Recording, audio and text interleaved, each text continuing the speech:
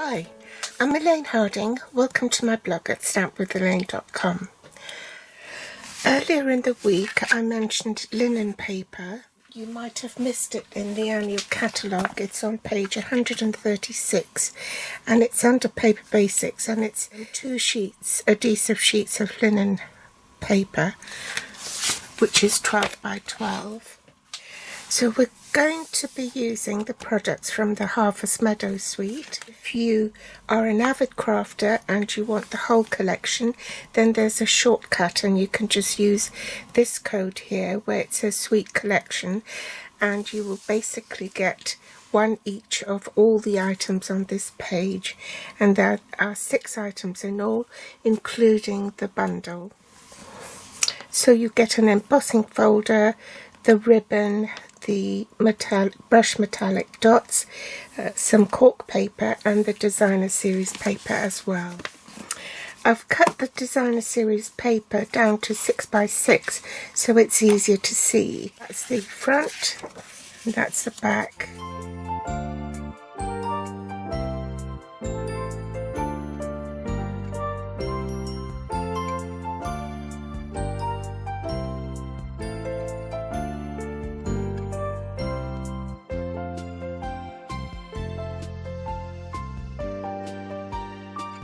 The one we're going to be using today is the script one in Soft Succulent.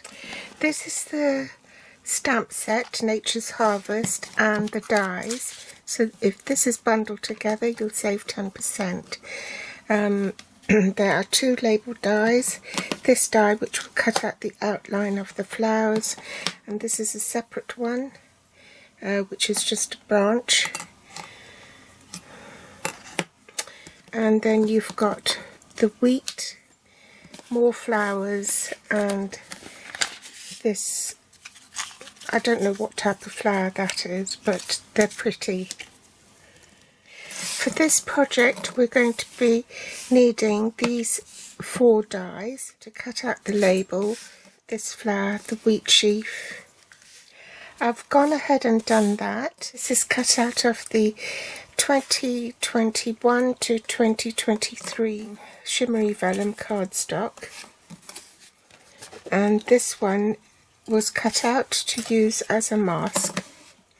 To save time, I've also die cut the label and stamped on it. I've also used the splatter pattern from Merriest Moments, brushed metallic adhesive back dots from the suite, as well as the diamond weave ribbon. To cut my linen piece, I've used the second largest scalloped contour frame from the Scallop Contour dies. You'll find that on page 98 of the annual catalogue for this year. The inks I'm using are Soft Succulent and Evening Evergreen, a blending brush. I've already got one that is colour coded, so I'm going to use my own. And if you have a silicone mat, that's handy. You can apply adhesive to these vellum bits without it sticking to your work surface.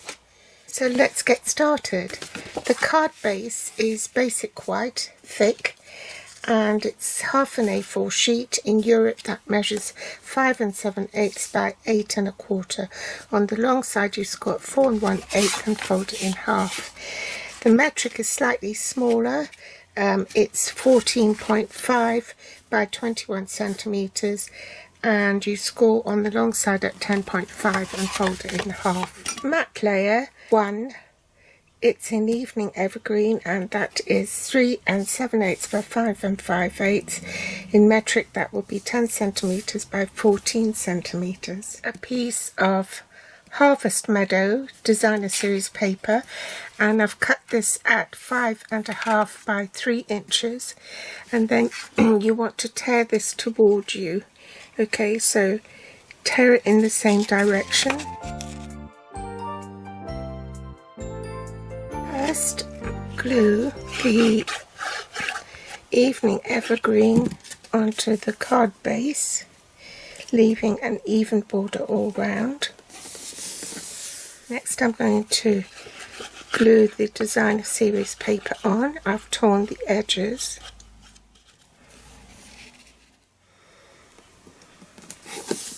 Now we can set that aside. Place this white piece on the linen paper, and where the stem extends beyond the paper, I'm going to put post-it note to stick it down so it doesn't move. Take the blending brush and pick up some ink from the soft succulent and start blending. You're using basically the Whisper White die cut flower as a mask. You find that you have light and dark spots, and you don't want it even because that adds to the grungy look or the shabby chic look. You want areas to look faded and you want some areas to look darker. Remove this. To use the sentiments here, a reminder to never forget how much you mean to me and so many others. So I'm going to stamp that in Evening Evergreen, and I'm only going to partially stamp it. Things always look better in threes. I think I'll stamp one up here. Now I'm going to swap stamps. I'm using this photopolymer stamp from Merriest Moments and stamp some little spots. I'm going to use this stamp to stamp the inside of the card. I'm not adding another layer, I'll just stamp direct. Then I'm going to switch ink pads again to Soft Succulent, and I'm going to use this stamp. Now actually it doesn't overstamp onto that or anything, it's not supposed to be a filler, but I'll just use it as a background. Use the Stamp and Seal to run some adhesive onto here. That's why we need the silicone mat. I'm ready to pop that onto my project. I want the background to show, so I don't want to obliterate it. Then pop some on here as well.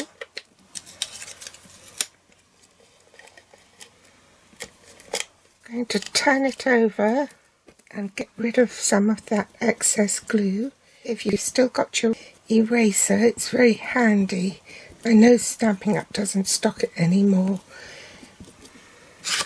but I've still got mine. Lift that up very carefully and pop that on.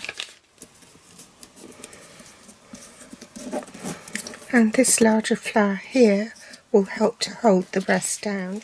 Next I took some tear and tape, which was the same length as this ribbon, and basically cut it in half, so I avoided the middle where there is a hole with the diamond shape, and only put it on the narrow bit on the outside edges. Now it's time to peel this back. So you want to peel back the adhesive sheet and only peel back, say, about ½ an inch at the top, okay? Fold it back like that and position it on your card. Make sure it's where you want it before you press it down. Then lift that and gradually pull.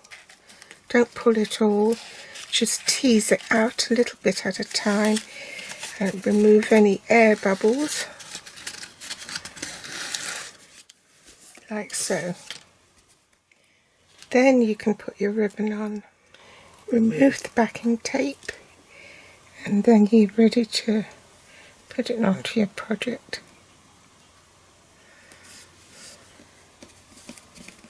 So you need some pale papaya scrap. I've already die cut it and stamped it with this stamp and put some speckles on it.